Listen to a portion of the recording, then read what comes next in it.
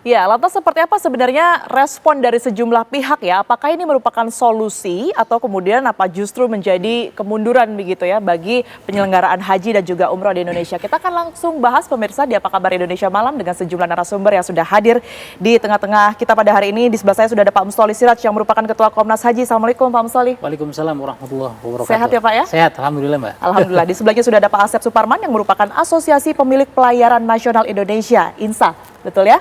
Pak Asep, terima kasih sudah hadir di Apa Kabar Indonesia Malam. Selamat malam. Selamat malam. Kemudian juga ini sudah langganan ya, Pak Trubus ya. Pak Trubus Hadiansyah yang merupakan pengamat kebijakan publik Universitas Trisakti. Selamat malam Pak Trubus. Ya. Baik, saya akan langsung ke Pak Mustoli terlebih dahulu ya. Pak Mustoli, wacana yang kemudian ini digaungkan sebenarnya dari pihak swasta ke pemerintah begitu yang saat ini tengah dijajaki oleh pemerintah. Mungkin tidaknya begitu, sebenarnya langsung dijawab saja Pak, ini solusikah atau banyak yang mengatakan justru kemunduran begitu Pak? Kok jadi dari yang tadinya kita menggunakan pesawat jadi menggunakan kapal yang bahkan waktunya mungkin bisa disebut lebih lama begitu ya? Iya, saya melihat dari wacana yang disampaikan oleh Pak Menteri Agama merupakan ikhtiar mencari alternatif-alternatif bagaimana penyelenggaraan ibadah haji itu berjalan dengan nyaman, aman, dan selamat begitu ya. Jadi saya kira wacana ini jangan kita reject dulu, jangan kita langsung tolak, tidak juga. Bisa jadi satu wacana itu hari ini ditolak tapi beberapa waktu yang akan datang bisa jadi relevan. Nah, oleh karena itu saya melihatnya begini, hari-hari ini kan situasi global itu juga tidak menentu Mbak. Betul. Atau misalnya perubahan iklim begitu ya, climate change dan lain-lain. Bisa jadi ide ini juga relevan, tetapi maksud saya begini, yang harus kita lakukan itu adalah bagaimana kemudian mengkaji sedemikian rupa kemungkinan-kemungkinan atas wacana ini. Misalnya, ada kelebihan sebetulnya ketika penyelenggaraan ibadah haji menggunakan jalur laut. Bisa membawa jamaah dengan jumlah yang langsung besar, bisa 3.000, bisa 2.000 dan seterusnya. Memang alam bawah sadar kita hari ini ketika bicara soal pemberangkatan ibadah haji di jalur laut itu seolah-olah akan mundur ke belakang begitu tahun 50 60 begitu, karena pertama kali penyelenggaraan ibadah haji menggunakan pesawat terbang itu kan zamannya Menteri Agama Pak Mukti Ali gitu. Dan terakhir tahun 75 dan terakhir kemudian penyelenggaraan ibadah haji menggunakan jalur laut itu tahun 79 ketika PT Pelayaran Arafat itu kolaps. Dan itu pun memakan waktu 4 bulan kalau tidak salah ya. Memang ada banyak pengalaman-pengalaman yang ada baiknya juga ada catatannya Mbak. Nah, oleh karena itu saya melihatnya kita kaji dulu saja wacana ini dan kemudian kemungkinannya. Apa misalnya waktunya bagaimana? Kemudian bagaimana kesiapan petugas? Bagaimana keselamatan jamaah dan bagaimana logistik di atas kapal ketika misalnya asumsinya saya kira lebih cepat mungkin bisa tidak seperti zaman dulu misalnya berbulan-bulan begitu. Itu tadi pertanyaannya Pak Mus, berartinya pengkajiannya ini sudah sejauh mana ya? Karena kan informasi yang kita terima sejauh ini sudah ada upaya komunikasi antara Indonesia kemudian juga dengan Arab Saudi ya untuk memastikan apakah di sana juga sudah ready pelabuhannya, apakah bisa menerima kapal dari Indonesia dan lain sebagainya? Ya, memang kalau untuk hari ini Mbak, waktu-waktu pengalaman haji penyelenggaraan ibadah haji sejak pandemi dari 2020 sampai hari ini, sebetulnya kan tidak ada kendala yang serius terkait dengan moda transportasi jamaah begitu ya, yang menggunakan transportasi udara. Nah, oleh karena itu saya kira memang ketika mau menggunakan jalur laut ada banyak hal-hal yang harus dipersiapkan, baik di tanah air, misalnya pilihan-pilihan pelabuhannya ada berapa yang ready, kapalnya bagaimana. Beda dengan misalnya menggunakan angkutan udara itu kan sudah settle, ada 12 embarkasi begitu ya. Dan kemudian penerbangan juga relatif lebih cepat karena dia bisa 10 sampai 12 jam begitu ya, itu sudah sampai di sana.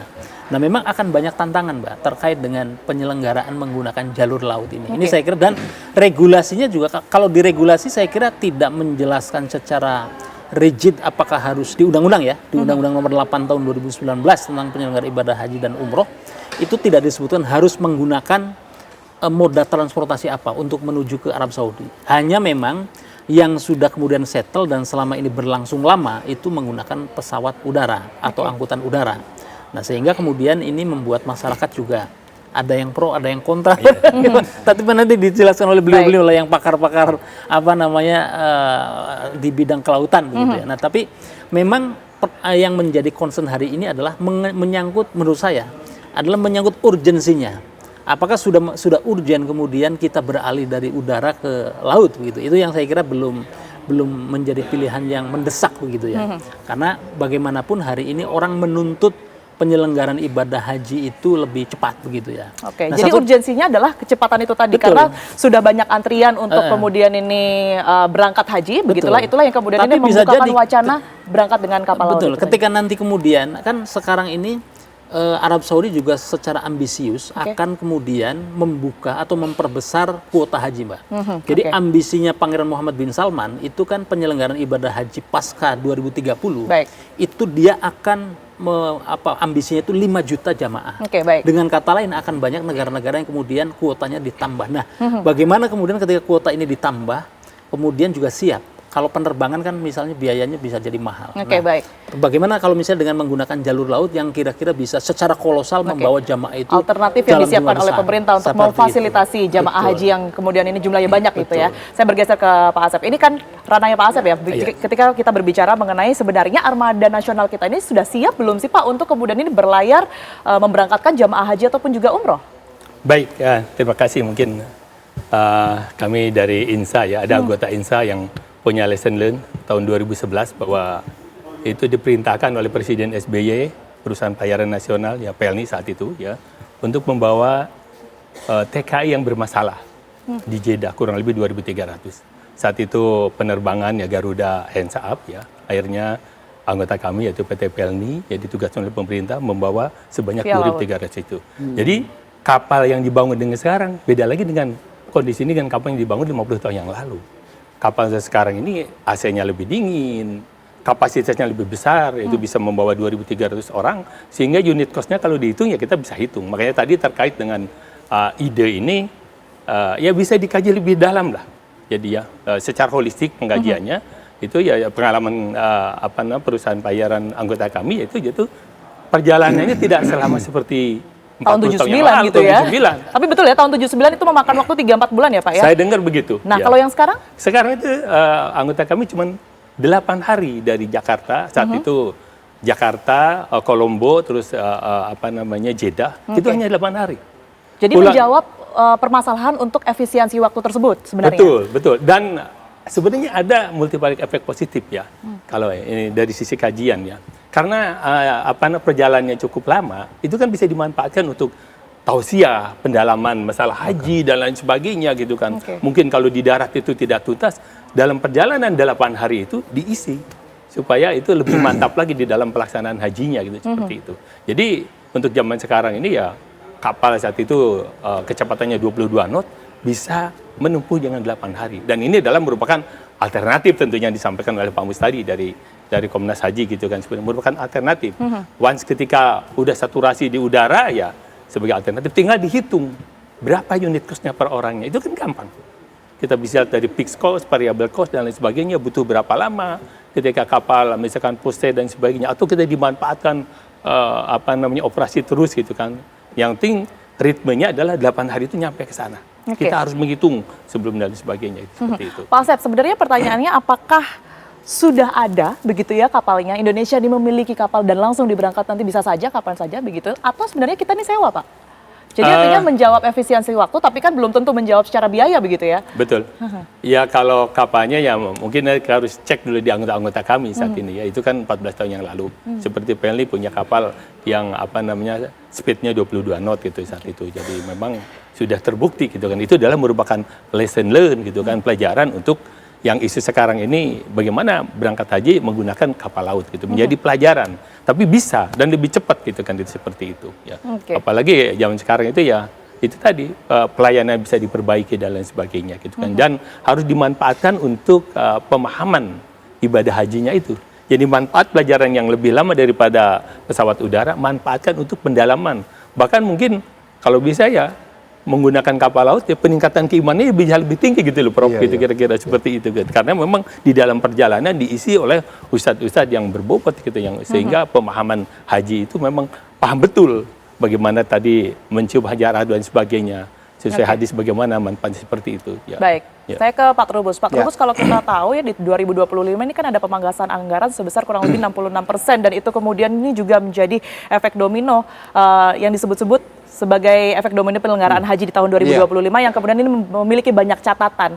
Nah, kalau Anda sendiri sebagai pengamat kebijakan publik melihat adanya solusi dengan keberangkatan jamaah haji ataupun juga umroh dengan menggunakan kapal laut ini seperti apa? Cukup menjadi atau menjawab atau tidak? Iya, menurut saya sebagai kebijakan inovasi yang sifatnya alternatif, tentu ini sangat menjawab. Ya, setidaknya pertama dari sisi efisien. Nah, ini nanti tinggal bagaimana menghitung kosnya, karena kan kalau misalnya tadi dijelaskan ini sewa atau milik sendiri dari kapal kita, mungkin itu lebih efisien misalnya seperti itu. Atau nanti harus diperbandingkan juga, karena misalnya tadi dijelaskan Mas Mus, pakai pesawat dengan pakai ini lebih efisien mana, kan gitu, itu kan harus dihitung. Artinya selama ini regulasinya Mbak, itu di Undang-Undang nomor 8 dan Peraturan Menteri Agama nomor 5, itu harus direvisi dulu, karena nomor 5 ini masih mensyaratkan pakai pesawat. Jadi pesawat harus tiket, punya tiket bolak-balik, itu yang disyaratkan di dalam Peraturan Menteri Agama. Nah, itu yang menurut saya harus Yang kedua, ada sisi efektivitas, apakah ini harus efektif atau tidak? Betul. Saya rasa ini efektif kalau konteksnya adalah bagaimana mendorong masyarakat agar menggunakan alternatif lain selain pakai pesawat, kan gitu. Nah, di sini kemudian kalau lihat animo masyarakat belajar agama kan jauh lebih baik ketika masa di perjalanannya panjang, gitu. Jadi mengenai tausiah agama tadi misalnya, kan masyarakat kadang sampai di sana nggak tahu ini yang namanya mikot itu seperti apa, Bir Ali bagaimana, ini kenapa tanah suci, ini tanah haram, atau itu Ka'bah itu seperti apa. Ini kan perlu penjelasan. Syukur hal ini setelah dengan melakukan umroh. Nah, umroh ini kita juga masih didiskusikan apakah umroh yang konteksnya reguler seperti biasa, kan ramai kemarin ini umroh backpacker. Ini kan juga sempat diusulkan bagaimana ini masuk di dalam masuk utara, karena di situ ada kata perorangan di Peraturan Menteri Agama itu boleh, dan tanpa melalui yang namanya agen perjalanan itu boleh. Nah, ini kan juga harus diadopsi karena memungkinkan orang untuk bisa ke sana. Yang ketiga sisi keberlanjutan, Mbak. Bagaimana kita menghitung keberlanjutan itu? Kalau misalnya memang pelabuhan di Jeddah sudah selesai sebagaimana disampaikan oleh pihak Arab Saudi waktu dengan Pak Prabowo bertemu itu, maka otomatis itu menjadi alternatif yang paling bagus. Artinya dengan adanya kapal-kapal bisa menaruh, dan target kuota tadi dijelaskan Mas Mus itu ke depannya memang Arab Saudi menginginkan kuotanya diperluas, maka otomatis ini sangat potensial. Dan kita lihat animo masyarakat kita untuk naik haji umroh itu kan tinggi sekali, dari tahun ke tahun meningkat terus. Nah, sehingga disinilah menurut saya memang hal-hal yang perlu diatur. Yang terakhir menurut saya tata kelola. Nah, kalau tata kelolanya itu ini Mbak transparan, terbuka, kemudian dalam ini mereka mendapatkan kemanfaatan, misalnya mengenai yang sakit, tiba-tiba sakit bagaimana, kalau di kapal itu harus sudah ada dokter, apalagi banyak lansia juga kan Pak Trubus. Mereka meninggal harus bagaimana, kan harus nunggu ini, bla bla, ini kan harus diatur sedemikian rupa agar tidak menimbulkan persepsi negatif terkait dengan tata kelola itu. Kemudian bagaimana juga Menteri Keagamaan nanti ini kan masih di bawah Kementerian Agama pengawasannya, atau memang sudah BP Haji yang sudah ini, karena itu Undang-Undang nomor 8 itu belum dirombak sampai hari ini, dimnya juga belum ada. Jadi apakah itu akan diwenangkan ke sana, meskipun secara politis ya karena lembaganya sudah ada, tetapi kan kita publik melihat ya belum ada apa-apa, undang-undangnya aja masih memintakan Menteri Agama, belum Kementerian BP Haji. Nah, ini kan hanya berubah, karena itu munculnya komentar di publik, ada dari BP Haji mengatakan itu kontradiktif, tidak efisien dan sebagainya, itu menurut saya juga terlalu memberi informasi yang tidak baik kepada publik atas karena ini masih dikaji itu. Begitu ya Pak Betul, Trubus, ini perlu kajian yang mendalam menurut saya itu Mbak, dalam rangka cost and benefitnya lah. Selanjutnya mungkin pertanyaan untuk Pak Mustoli dan juga Pak Asep ya, ini lantas seperti apa? Kalau tadi disebutkan memang memakan waktu yang cukup lama, tapi mereka bisa lebih khusyuk secara beribadah begitu. Tapi kan banyak juga yang kemudian ini lansia yang perlu dijaga secara mental maupun juga fisiknya. Kesiapan kita seperti apa? Tapi dijawab nanti Bapak-Bapak, kita akan jeda terlebih dahulu, kami akan kembali untuk Anda sesaat lagi.